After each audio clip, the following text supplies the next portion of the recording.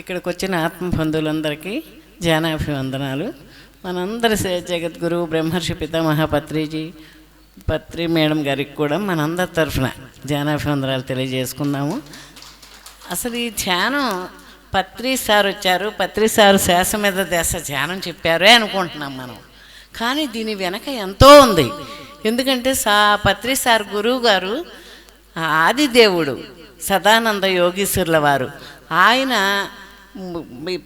7 years అప్పుడు భూటాన్ నుంచి ఒక గురువు గారు తీసుకెళ్ళి అరేబియన్లో 10 సంవత్సరాలు ఆయన మౌనంగా ఉండి సేవ చేయించుకున్నారట.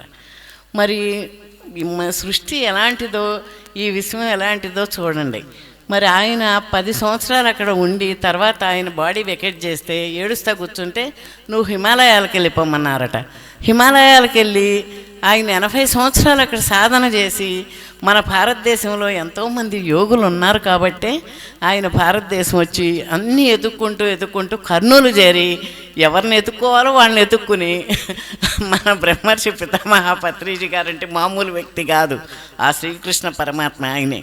అట్లాంటి ఆయన్ని మనందరికీ ఇంత గొప్పగా మనందరినీ తీసుకున్నారు అంటే మనం ఎంత అదృష్టవంతులమో చూడండి.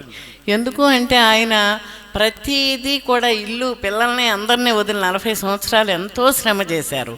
మన ఇంట్లో కూర్చోబెట్టి చేయమన్నారు, ఏం చేయమనలా. మొన్న నాకు ఒక మెసేజ్ వచ్చింది, జూమ్ క్లాసు మనది. ఆ రోజు శ్రీలక్ష్మి మేడం యూకే మేడము మనకి మెడిటేషన్ చేస్తున్నారు. ఆ రోజు నేను మెడిటేషన్లో కూర్చుంటే సార్ పక్కన కూర్చుని, అమ్మా వీళ్ళందరూ అంబాసిడర్స్ అంటే ఒక బాధ్యత 50,000 ఇస్తే అయిపోతుంది అనుకుంటున్నారు, కానీ వీళ్ళందరూ ట్రస్టీలమ్మా, మనకి ఆ విషయం చెప్పాలి అన్నారు. అంటే నాకు అర్థం అవ్వాలి, ట్రస్టీ అంటే ఏంటో నాకు చాలా తక్కువ అర్థం అవ్వదు.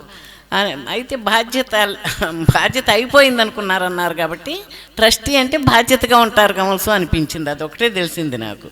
అట్లా సారు చెప్పడం జరిగింది. ఎందుకంటే మనం 50,000కి ఏమీ ఆలోచించుకోకర్లా, మనం ఎస్ అన్నామంటే అంతా ఆయనే చూసుకుంటారు, మనం చూడాల్సిన అవసరమే లేదు. ఇది ఎందుకంటే నా అనుభవంతో చెబుతున్నా. ఎక్కడికి వెళ్ళినా నేను ప్రతి ప్రోగ్రాంలోనూ 5-6గురికి నాకెందుకో మొహం చూపించి వాళ్ళకి చెప్పాలనిపిస్తేనే చెబుతా. ఇందాక ఒక మేడం అంటున్నారు, మీరే నాకు ఇలా చెప్పంగానే ఎందుకో అలా చేయాలనిపించింది అని. అలా చెప్పంగానే ప్రతిసారి ఒక 5-6గురు అవుతారు. అట్లా ఎందుకో వాళ్ళని చూసే చెప్పాలనిపిస్తుంది నాకు. అట్లా మనం ప్రతి వాళ్ళని కూడా మనం అలా చెప్పగలిగితే ప్రతి వాళ్ళు ఇవాళ మామూలు కాదండి. సార్ ఒక మాట చెప్పారు, నెలకు ₹1 ఇస్తే 1,000,000 మంది ఉన్నారు, మనకి ₹1,000,000 వస్తాయి, మన పిఎంసి దిగ్విజయంగా వెలిగిపోతూ ఉంటుంది అన్నారు. ఆయన మొహంలో ఎలా ఉంది అంటే 1,000,000 దీపాలు వెలిగించిన ఆనందం ఉంది. ఎందుకు మొన్న మెసేజ్ రోజు కూడా పిరమిడ్ మెడిటేషన్ ఛానల్ అంటేనే పత్రిజీ అన్నారు.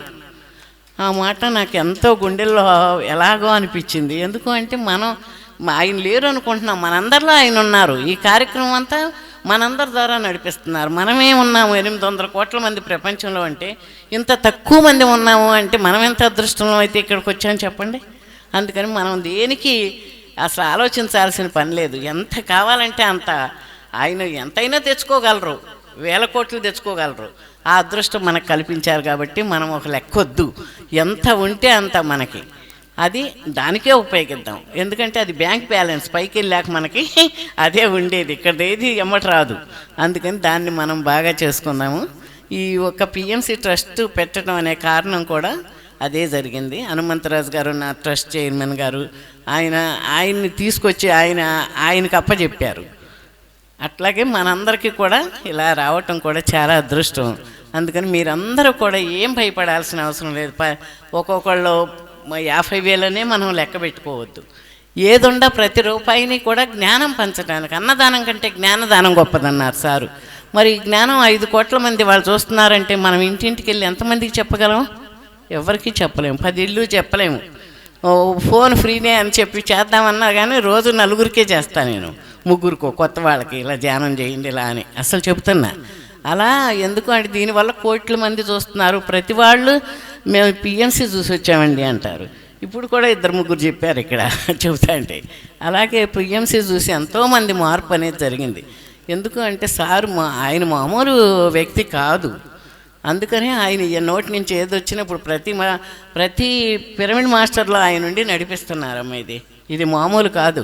ఆయన ఉన్నప్పుడు ఒక్కళ్ళే చేద్దాం అనుకున్నారు. ఇప్పుడు ప్రతి వ్యక్తి కూడా ఇక్కడ ఎన్ని ర్యాలీలు జరుగుతాయి, ఎన్ని క్లాసులు జరుగుతాయి, ఎన్ని యజ్ఞాలు జరుగుతాయి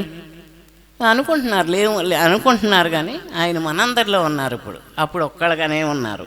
అందుకనే మనం ఏదైనా చేయగలము, ఆయన మనలో ఉన్నారు కాబట్టి అనే దృఢ సంకల్పం నాకైతే ఉంది, మీరందరికీ ఉంది.